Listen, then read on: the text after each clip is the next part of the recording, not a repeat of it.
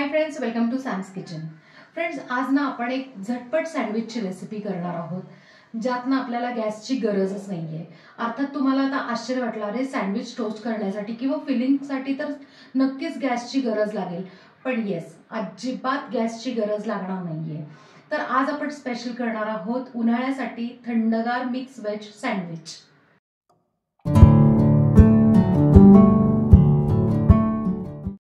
थंडगार mix veg सँडविचसाठी ना आपल्याला ब्रेड लागणार आहे. आता इथे ना मी होल व्हीट ब्रेड घेतलाय. तुम्हाला जो हवा तो तुम्ही घेऊ शकता किंवा जो अवेलेबल आहे तो तुम्ही घेऊ शकता. आपल्याला आता सँडविचसाठी ना स्टफिंग करायचं आहे. त्यासाठी मी एक भांडं घेतलंय आणि अशी जी चाळणी आहे थोडीशी जाडसर ती घेतलेली आहे. त्यावर ना एक स्वच्छ असा रुमाल किंवा एक छोटंसं असं कुठलं कापड असेल तर घालून घेऊया. आता त्यात आपण ना 1 बाउल दही घेतलेला आहे. आता काय करायचं आहे माहिती का, की बेसिकली आपल्याला या दह्यातलं पाणी नको आहे. म्हणजे काय होतंय की ना आपण जे चक्का करतो ना, ज्या वेळेला आपण श्रीखंड करतो त्याला चक्का आणतो, एक्झॅक्टली तीच प्रोसेस करायची. आपण ह्याच्यातलं आता पाणी ना असं प्रेस करून आहे ना पिळून काढून टाकूयात.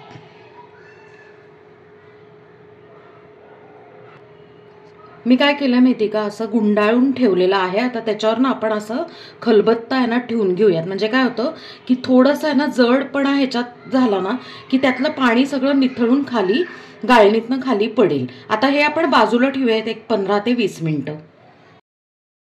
आपल्याला या सँडविचच्या स्टफिंगसाठी ना काही भाज्या लागणार आहेत. तर इथे मी काय केलंय की माझ्याकडे पांढरा कांदा होता म्हणून मी तो घेतलाय. इनफॅक्ट उन्हाळ्यासाठी ना पांढरा कांदा चांगला असतो. पण तुमच्याकडे जर अवेलेबल नसेल तर तुम्ही नेहमीप्रमाणे आपला जो रेग्युलर कांदा आहे तो मीडियम घ्यायचा आणि असा छान बारीक चिरून घ्यायचा आहे. कांदा बारीक चिरून घेतलेला आहे आपण. आता एका प्लेटमध्ये काढून घेऊया. आपण ना मीडियम साईजची ढोबळी मिरची घेतलेली आहे, ती पण छान अशी बारीक चिरून घेऊया.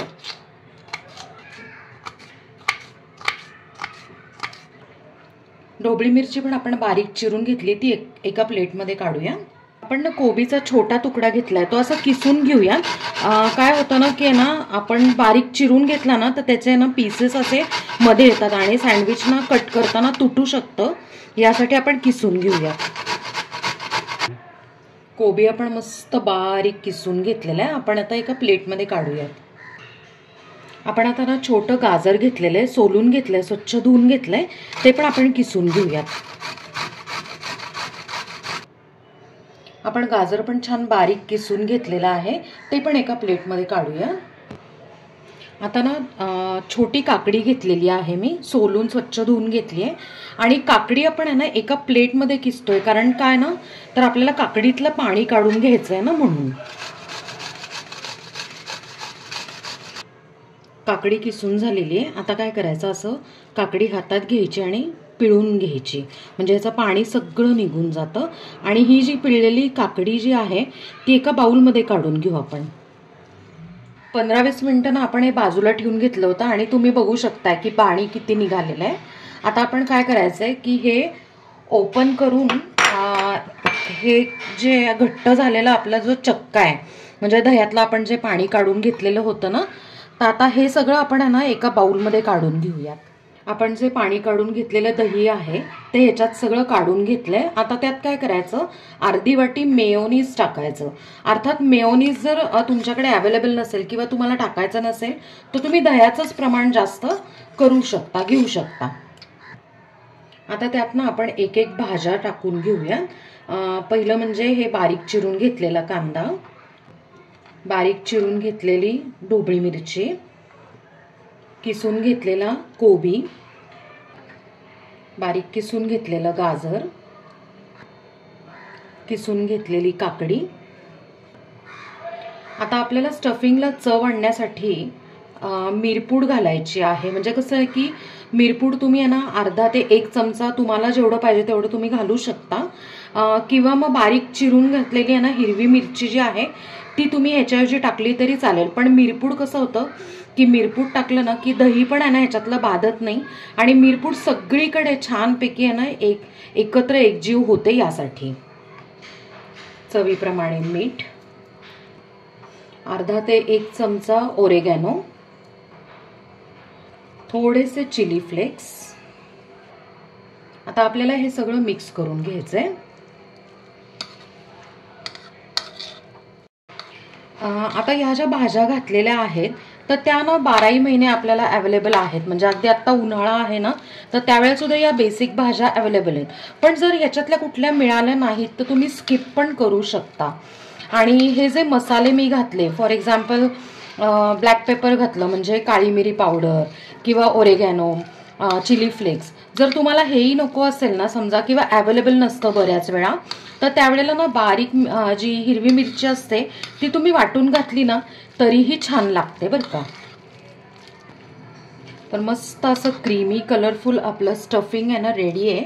आता आपण सँडविच करायला घेऊया. आता हे जे सँडविच आहेत ते आपण आहे ना फ्राय किंवा रोस्ट असं काही करणार नाहीये. त्यामुळे आपण काय करतोय की ना आतून ह्याला बटर लावून घेतोय. सो काय करायचं, 2 स्लाइस मी इथे घेतलेले आहेत.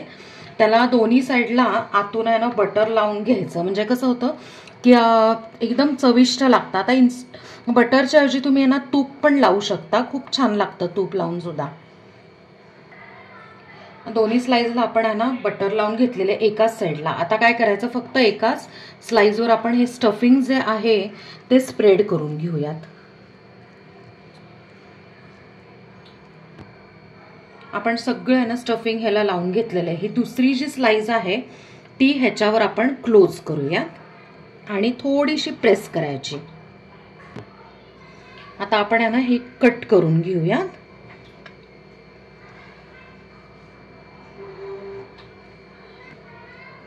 कट करून झालेली आहे आणि तुम्ही बघू शकताय काय सुंदर आपलं ना स्टफिंग दिसतंय कलरफुल. आपण आहे ना बाकीचे सँडविचेस पण असेच करून घेऊया.